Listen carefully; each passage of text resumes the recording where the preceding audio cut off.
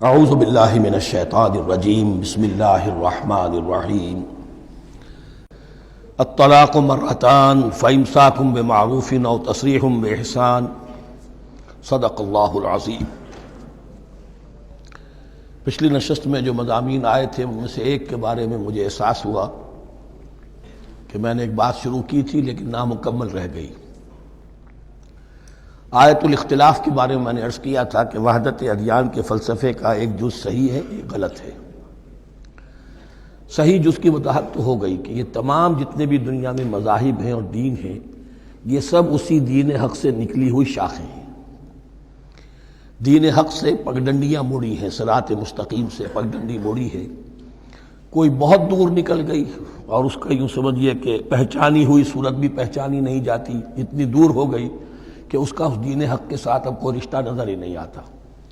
کچھ اتنے دور نہیں ہوئے، قدرے قریب رہے، لیکن سب کی بنیاد ایک ہے۔ ظاہر بات ہے کہ حضرت آدم کی نسل سے بات شروع ہوئی ہے، حضرت آدم کی اولاد ایک ہی امت تھی۔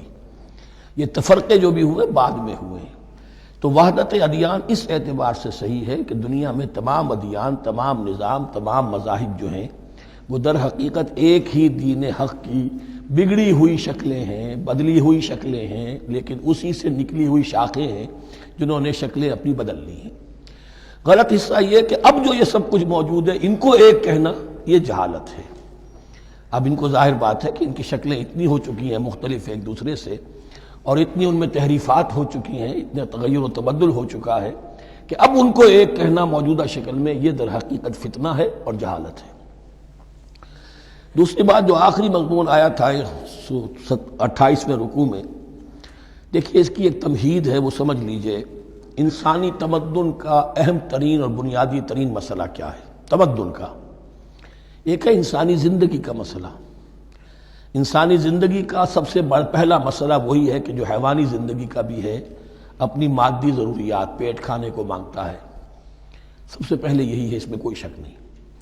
لیکن اس کے بعد جب دو انسان ملتے ہیں اور اس سے تمدن شروع ہوتا ہے، اس کا سب سے بڑا مسئلہ ہے انسان کی شہوت۔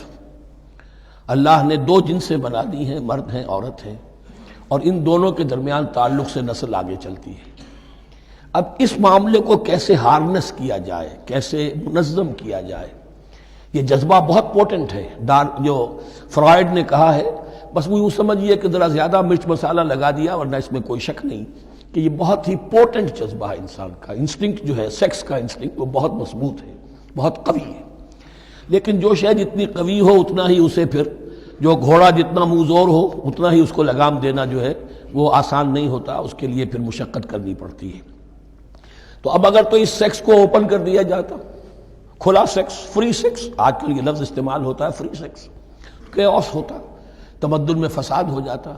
اس کے لیے شادی کا معاملہ کہ ایک عورت کا ایک مرد کے ساتھ رشتہ رہے، سب کو معلوم ہو کہ یہ اس کی بیوی ہے، یہ اس کا شوہر ہے، تاکہ اس طریقے سے نسب کا معاملہ بھی چلے اور ایک خاندانی ادارہ وجود میں آئے۔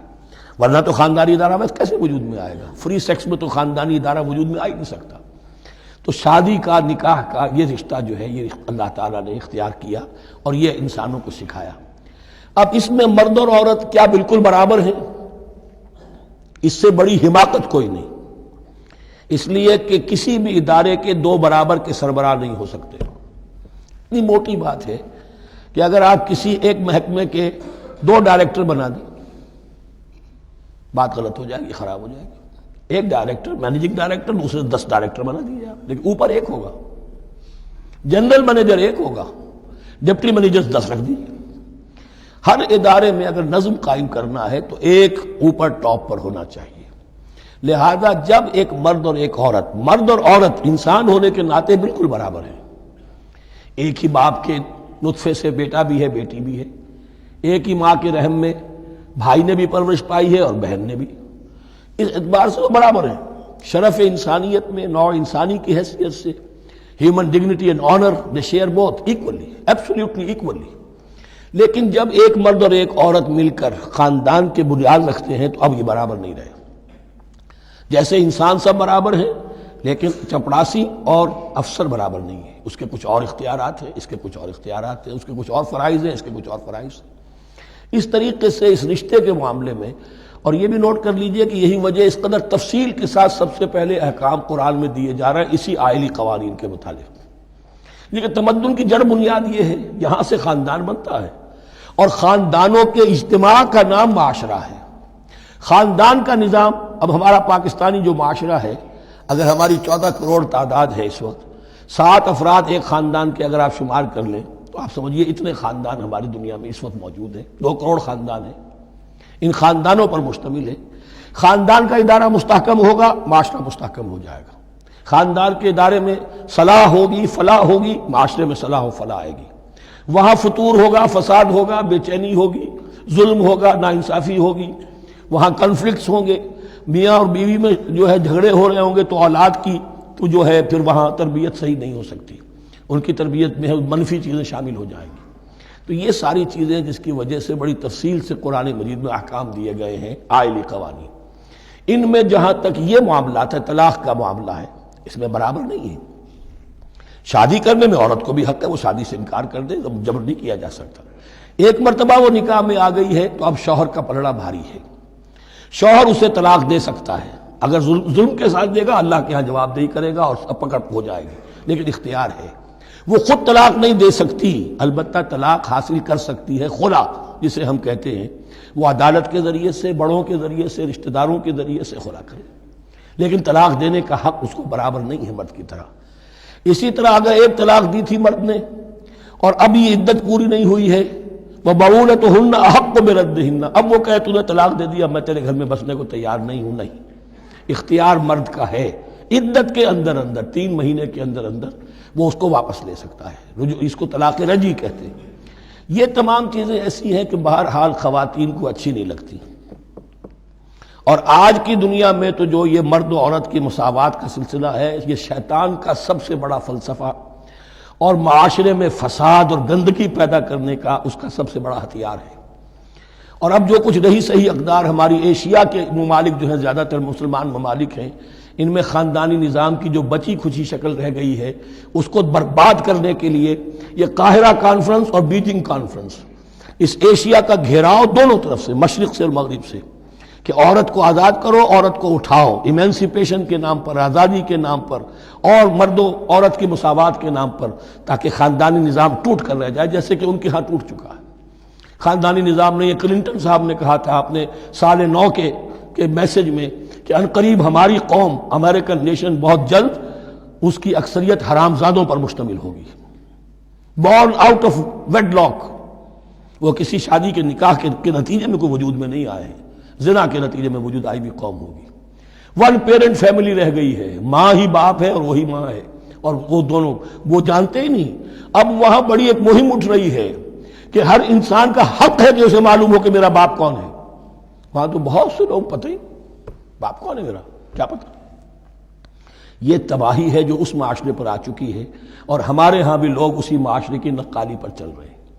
اور یہ نظریہ مساوات مرد و زن جو ہے، یہ بہت ہی یوں سمجھیے کہ تابناک اور بہت اچھے الفاظ کے ساتھ سامنے آ رہا ہے۔ البتہ اس کا دوسرا رخ بھی ہے، اسلام نے عورت کو جو حقوق دیے ہیں بدقسمتی سے ہم مسلمانوں نے وہ بھی ان کو نہیں دیے۔ اس کی وجہ یہ ہے کہ ہمارے اوپر ہمارا ہانٹ کر رہا ہے ہمارا ہندوانہ پس منظر۔ ہندوؤں کے معاشرے میں عورت کی کوئی حیثیت نہیں، نہ اس کی وراثت کا حق ہے، نہ وہ بیوہ ہو جائے تو جینے کا حق تھا اس کو، وہ تو پھر ستی ہو جانا چاہیے اس کو، اس کے لیے تو زندگی کا حق بھی نہیں ہے، وراثت تو بہت دور کی بات رہی، کوئی پراپرٹی کا کوئی سوال نہیں، کسی طرح کی کوئی حیثیت نہیں، کوئی لیگل اینٹیٹی نہیں۔ لیکن ہم مسلمان تو ہو گئے، ہمارے آباء و اجداد، تربیت ہوئی نہیں، لہذا ہمارے اوپر وہی تصورات ہیں، عورت کو جو ہے پاؤں کی جوتی کی طرح سمجھنا۔ یہ جو کچھ ہم کر رہے ہیں ان کے جائز حقوق بھی انہیں نہیں دیتے، اس کے نتیجے میں ہم جو مغرب کا ہم پر حملہ ہے اس کو مؤثر کرنے میں گویا ہم مدد دے رہے ہیں۔ اگر ہم اپنی خواتین کو وہ حقوق نہیں دیں گے، اگر ان کے لیے جو اللہ نے جو مقرر کیا ہے وہ انہیں نہیں دیا جائے گا، تو ظاہر بات ہے کہ رد عمل میں پھر جو یہ نعرے ہیں اور بڑے خوشنما جو دعوت اٹھتی ہے وہ لازماً انہیں کھینچ کر لے جائے گی۔ تو اس طرف بھی خیال رکھیے، اور ہمارے ہاں دیندار گھرانوں میں خاص طور پر یہ بات ہوتی ہے، اس کو سمجھنا چاہیے کہ عورتوں کے کیا حقوق ہیں، ان کی دلجوئی کتنی کرنی چاہیے۔ حضور نے کیا فرمایا ہے؟ تم میں سے بہترین لوگ وہ جو اپنے گھر والوں کے لیے اچھے ہوں، بہترین لوگ وہ ہیں، ان کے حقوق کا لحاظ ہو، ان کے ساتھ سلوک ہو، ان کی دل جوئی ہو، ان کے احساسات کا بھی پاس کیا جائے۔ البتہ جہاں شریعت کا اور دین کا معاملہ آ جائے، نتھنگ ڈوئنگ، سیدھی سیدھی بات، یہ تلوار کی طرح آپ ننگے ہو جائیں اس وقت کہ یہ معاملہ دین کا ہے، اس میں میں تمہاری کوئی رعایت نہیں کر سکتا، ہاں میرے معاملات کے اندر جو بھی تم چاہو میں نرمی کروں گا، یہ ہو سکتا ہے۔ بس اس کو ذہن میں رکھیے، یہ کڑوی گولی ہے۔ وَلَهُنَّ مِثْلُ الَّذِي عَلَيْهِنَّ بِالْمَعْرُوفِ وَلِلرِّجَالِ عَلَيْهِنَّ دَرَجَةٌ۔ اب درمیان کے الفاظ کو تو جدید جو ہمارے ہیں دانشور وہ لے لیتے ہیں، اوپر کا نہیں دیکھتے کہ بَعُولَتُهُنَّ أَحَقُّ بِرَدِّهِنَّ، برابری کہاں رہی؟ شادی کرتے ہوئے برابری ہے، عورت کہہ سکتی میں شادی نہیں کرتی، شادی نہیں ہوگی، اس وقت برابری ہے، دونوں کی رضامندی سے شادی ہوگی، یہ برابری ہے۔ لیکن جب ایک مرتبہ بیوی بن گئی اب برابر نہیں ہے۔ اب یہ فلسفہ جا کر پوری طرح بیان ہوگا سورہ نساء میں، اور الرجال قوامون علی النساء، یہ بات پھر وہاں آئے گی۔ اس کی تمہید ہے یہ کہ یہ کڑوی گولی ذرا خواتین کے حلق سے اترنی شروع ہو جائے۔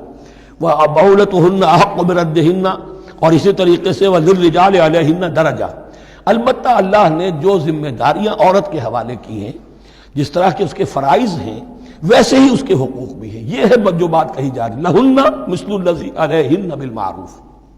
اور یہ دنیا کا وہ اصول ہے کہ responsibilities and privileges they go together۔